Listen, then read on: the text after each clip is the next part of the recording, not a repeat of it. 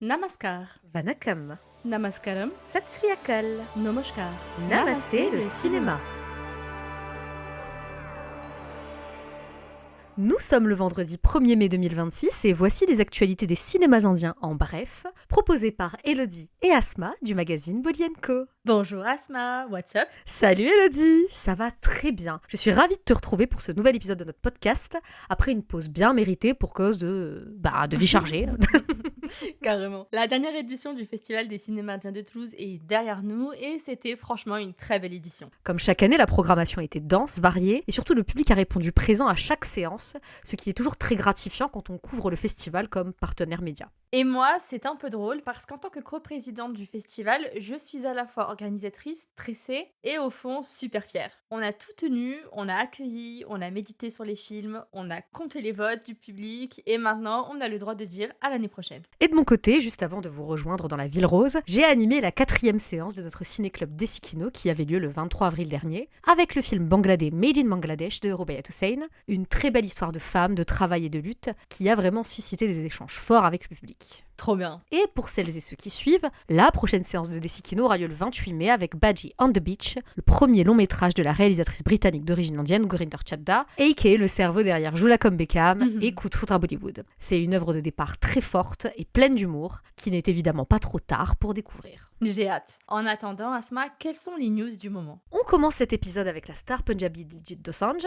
qui vient de faire un pas de plus sur la scène internationale. Il est revenu sur le plateau de The Tonight Show avec Jimmy Fallon, et c'est l'un de ces moments qui, au premier abord, semble être juste une petite promo, mais qui en dit énormément sur la représentation de la culture indienne et surtout de la communauté sikh. Oui, c'est vrai que Diljit était déjà apparu dans cette émission, mais revenir, c'est un très bon signe. C'est le premier artiste punjabi à effectuer une double apparition sur un talk show américain aussi prestigieux. Cette fois, il a interprété le titre Morni, issu de son nouvel EP, il a parlé de sa tournée mondiale Aura, et il a même appris à Jimmy Fallon quelques pas de Bhangra. Le tout devant un public essentiellement occidental et totalement dépaysé, et c'est justement là que le moment devient culturellement significatif. Oui, parce que Diljit en a profité pour parler de son parcours, de la manière dont les Sikhs ont été vus, ou plutôt mal vus, au cinéma indien. Dans plusieurs interviews, il explique qu'il a longtemps été déçu de voir les Sikhs réduits à des caricatures, des turbans bon marché, des tenues ridicules, et qu'il a essayé, à travers ses propres films, de redonner une image un peu plus digne, humaine et complexe de sa communauté. Et justement, c'est quelque chose qu'il a développé avec le journaliste Harun Rashid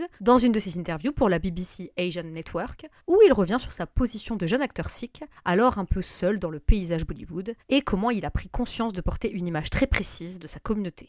Diljit y parle de la pression, de la fierté et aussi du fait que, quand toi, Diljit Dosanjh, tu es presque le seul sikh grand public, chaque rôle, chaque costume, chaque interview devient une petite bataille de représentation. Donc lorsque tu le vois chez Jimmy Fallon en train d'expliquer son histoire, de parler de la communauté sikh et de montrer la culture punjabi avec une confiance évidente, ce n'est plus juste un concert pour un talk show. C'est un travail de visibilité, de normalisation et de réappropriation. Et le fait qu'il soit invité une première fois et qu'on le rappelle, c'est encore une fois un signe très fort. La scène internationale commence à regarder la musique indienne et surtout la musique punjabi comme un paysage à part entière et pas juste comme un folklorisme occasionnel. Il en a aussi profité pour accomplir son devoir de mémoire. En évoquant son concert à Vancouver, ayant réuni plus de 55 000 personnes, il rappelle qu'à seulement 2 km de là, les siens avaient un jour été rejetés. En effet, en 1914, le navire japonais Komagatamaru, appelé Guru Nanak Jahaz par ses passagers, arrive à Vancouver avec 376 migrants indiens, dont 346 punjabis. Les autorités canadiennes, via la Continuous Journey Regulation, les empêchent de débarquer malgré leurs documents, les forçant à repartir vers l'Inde où 22 meurent lors d'affrontements. C'est intéressant parce que ce genre de passage peut aussi créer des tensions internes. D'un côté, beaucoup de fans le voient comme une fierté, et de l'autre côté, certaines franges ultra-conservatrices lui reprochent justement de trop s'exposer ou de trop s'ouvrir au public mondial. Mais en vrai, c'est exactement ce genre de visibilité qui peut faire évoluer les choses, à condition que ce soit porté par des gens conscients de ce qu'ils représentent. Et Diljit, sur le plateau de Fallon, est clairement conscient de ça.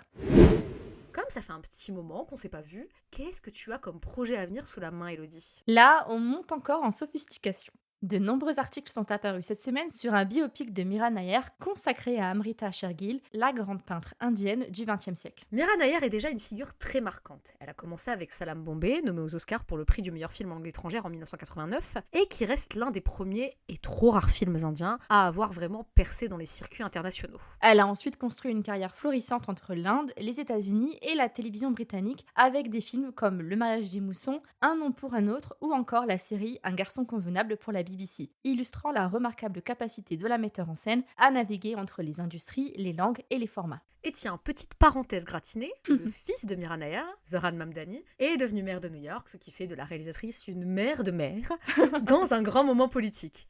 The name is Mamdani. M-A-M-D-A-N-I. Pas mal. Mais revenons à son travail. Mm. Mira Nair filme très souvent les femmes, les diasporas, les identités hybrides, et il y a quelque chose de très cohérent dans le fait qu'elle se tourne maintenant vers une figure comme Amrita Shergill, une artiste métisse entre l'Inde et l'Europe, entre la modernité et la tradition. Mais alors, qui est Amrita Shergill? C'est une peintre moderne indienne, née en 1913, fille d'un juriste indien et d'une pianiste hongroise qui a étudié en Europe, puis est revenue en Inde, où elle a développé un style qui mêle les influences occidentales et la vie locale, notamment les scènes de village, les femmes, les corps. Elle est souvent perçue comme l'une des grandes pionnières de la peinture indienne moderne et surtout comme une femme qui a imposé son regard dans un monde d'hommes et qui a su exprimer les contradictions de sa propre identité métisse. Et c'est justement là que le biopic de Mira Nair peut être très pertinent. On va parler d'une femme artiste, d'une femme asiatique, dont la vie se déroule entre l'Inde, la Hongrie et la France dans les années 30-40. C'est un projet qui porte déjà en lui une dimension féministe, postcoloniale et transnationale, et Mira Nair a toutes les clés pour le mener. Côté casting, les rumeurs vont bon train. Tanya Maniktala, qui avait déjà travaillé avec Mira dans Un garçon convenable, serait pressentie pour incarner Amrita. Il est aussi question que Priyanka Chopra Jonas fasse un petit caméo dans ce projet désormais surnommé Amri dans les cercles de la presse Bollywood. Rien n'est encore officiellement confirmé, mais l'idée de voir une actrice comme Priyanka, qui se balade entre Bollywood et Hollywood, passer par le biopic d'une grande peintre indienne, pourrait vraiment aider à faire connaître ce pan méconnu de la culture locale et surtout de la création féminine. En gros, ce biopic a le potentiel de devenir à la fois un hommage à une artiste essentielle, un portrait féministe et un objet de grande visibilité, tant côté festival que côté plateforme. On verra quand la production se précisera, mais là, clairement, on a une grande réalisatrice, une grande artiste et une grande histoire de femme à raconter. Cette semaine, on n'a pas de vraies recommandations films ou séries, mais on a une annonce. Mhm. On va se retrouver sur la Croisette. Le Festival de Cannes démarre très bientôt et comme chaque année, on va couvrir cette parenthèse dans la mesure du possible, surtout pour tout ce qui touche au cinéma indien ou à l'Asie du Sud. Oui, et là, petite nuance triste, d'abord nous n'avons aucune accréditation et ensuite aucun film indien ne figure en sélection officielle cette année, ce qui confirme une présence de l'Inde assez timide, sinon discrète, dans la programmation phare. Il y aura bien un seul court-métrage à la Cinef, mais comme chaque année, je vous prépare un article récap de ce qui se passe pour l'Inde lors du Festival de Cannes. Ça sera bientôt en ligne. Mais ça ne nous empêchera pas de partager notre séjour sur les réseaux sociaux, d'aller chercher les films indépendants, les projets transnationaux et de faire vivre tout ce qui se passe sous le radar de la presse mainstream. On ne garantit pas un vlog journalier, mais on va surtout suivre notre instinct et faire avec les moyens du bord, à la fois en tant que cinéphile et journaliste spécialisé du cinéma indien depuis maintenant 16 ans. Pour nous, ce séjour sera aussi une résidence d'écriture. Je vais profiter de ces 2 semaines pour avancer un projet de scénario qui est juste un défi personnel, ne vous emballez pas. Et Asma, elle, va poursuivre son roman qui s'annonce assez dense. 3 tomes, c'est ça? C'est exactement ça, Elodie. Faut croire que même à l'écrit, je reste fidèle à ma réputation de meuf hyper bavarde.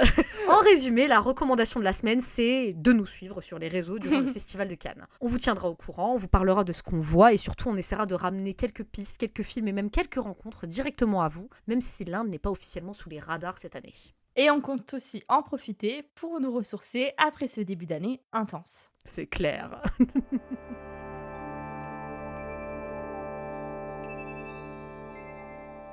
Merci d'avoir écouté Namasté le cinéma.